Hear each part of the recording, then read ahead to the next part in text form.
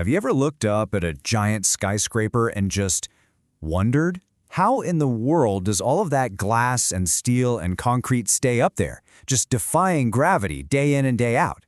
Well, today we are pulling back the curtain on the hidden science that keeps our entire world standing. And really, it all boils down to one single massive question. Seriously, how does a 1,000-ton building just stay up? It feels like it should be impossible, right? But the answer isn't some kind of magic. It's actually the story of a dramatic partnership, a hidden alliance that's happening inside pretty much every single structure on Earth. So, our story kicks off with the undisputed champion of construction materials, concrete. Now, concrete has some incredible superpowers, for sure. But it also has a secret, a very, very dangerous weakness, its own personal kryptonite. At its heart, concrete is basically just a man-made stone. You mix up some cement, water, and aggregates like sand and gravel, and you've got it. It's cheap, you can pour it into almost any shape you can imagine, and it's fantastic at resisting fire. You know, these qualities make it the single most widely used material on the entire planet, second only to water. But it is not perfect. And here it is. This is concrete's fatal flaw. It's unbelievably strong when you squeeze it. That's a force we call compression. Think about a stack of books. You can pile on tons of weight, no problem. But the second you try to pull it apart or stretch it, that's tension, it just snaps. It's like a dry graham cracker. And for a building that needs to bend and flex, that is a huge, huge problem. So how do you solve a problem like tension? Well, you find a partner. You bring in an unlikely hero that is the complete, total opposite of concrete, creating one of the most successful dynamic duos in engineering history. This is why they are the perfect match. Steel is an absolute superstar when it comes to tension. It loves being stretched, but it's not so great in compression. A thin steel rod will just buckle under pressure. In concrete, it's the exact opposite. It's a beast in compression, but terrible in tension. They perfectly, and I mean perfectly, cover each other's weaknesses. The steel handles all the pulling forces, and the concrete takes care of all the squeezing. And you know, this isn't just some happy accident. It's incredibly deliberate. Engineers place these steel bars, what we call rebar, inside the concrete in the exact spots where they predict those nasty stretching forces are going to happen. This lets each material do exactly what it's best at, and what you get is a composite material that is way, way stronger than either one could ever be on its own. Okay, so we've got our super material reinforced concrete. Awesome. But what is it actually fighting against every single day? Well, it's a constant barrage of invisible forces that we just call loads. Now, engineers group these enemies into three main categories. You've got dead loads, live loads, and environmental loads. You know, things like wind or earthquakes. And while they have to plan for all three, for right now, let's just focus on the first two, because they're always present in every building, every single day. First up are the dead loads. And honestly, this is the easy one. It's everything that's permanent. The weight of the concrete beams themselves, the columns, the floors, the walls. It's basically the building's own weight that has to hold up forever. Simple enough. And then you have the tricky ones, the live loads. This is everything that moves. It's you, it's me, it's the furniture, it's the cars in the parking garage. And the biggest challenge here is uncertainty. How many people are going to be in this room for a party next year? Where are they all going to stand?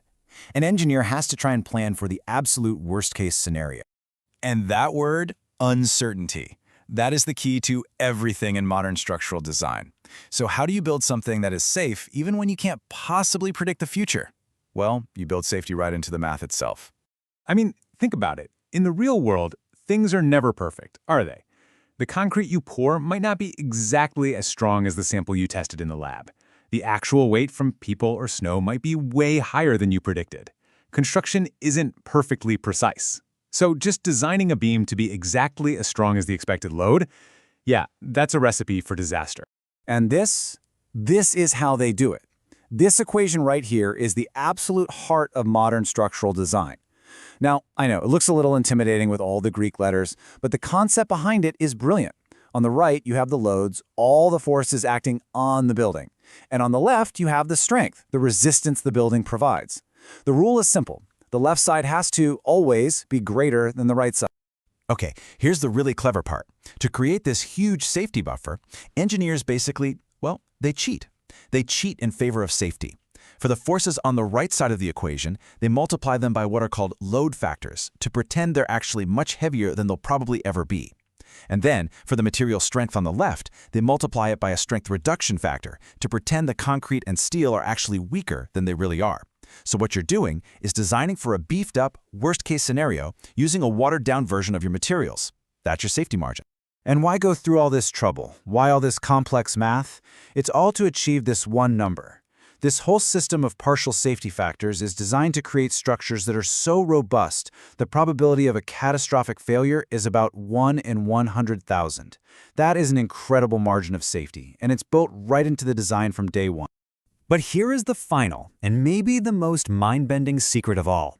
The ultimate goal of a great structural engineer isn't to design a building that can never, ever fail. No, it's to design a building that fails in a predictable, safe, and graceful way if it's ever pushed way beyond its limits.